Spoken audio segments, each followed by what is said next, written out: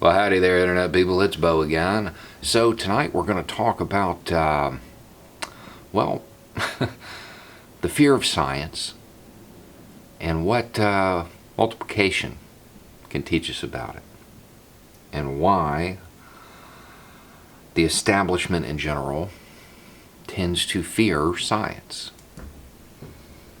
On this day, January 13th, in 1404, King Henry IV, I think, the fourth, signed into law the Act Against Multipliers. He didn't have any problem with mathematicians. Multipliers were alchemists, people that could turn base metals into gold, in theory. This was a field of study at the time. The law was passed for two reasons. The first being that rich folk who were friends with the government, that's how you got rich back then, well, some of them were getting duped. They were getting tricked.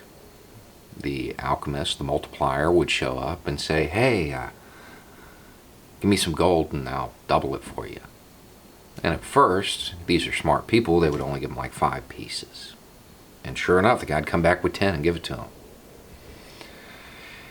And then, well, they'd do it with a larger amount, and that person would just disappear with their money. That was one reason. That was a slight annoyance. But there was a bigger reason. They were worried that it would work. At some point, somebody would really figure it out, and that would have a destabilizing effect on the status quo.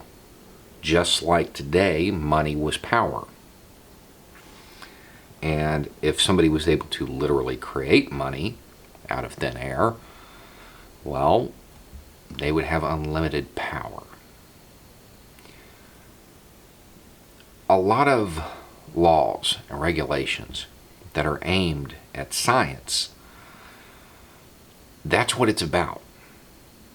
It's about those in power, the establishment, the status quo, not really understanding it, and therefore being afraid of it, and being very worried that it's going to upset the status quo.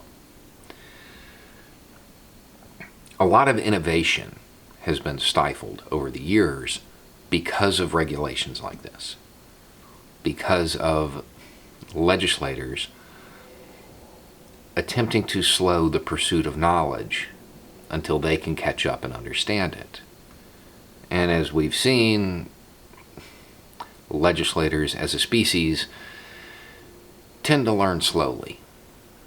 The establishment is slow to change. That's why a lot of breakthroughs that occur, you find out that they used, well, less than legal means to do it. Because a lot of times they're stifled, they're blocked. Research gets blocked. And this still goes on today. Different things, obviously. But once a regulation or a prohibition against some kind of new technology or field of study gets put into place, it stays in place a long time because it just becomes part of the establishment. This is how it is. And that's the worst reason to keep doing something. We've always done it this way. But it doesn't stop people from falling into that trap. This law was on the books until some of the biggest names in science, to include Isaac Newton, spoke out against it.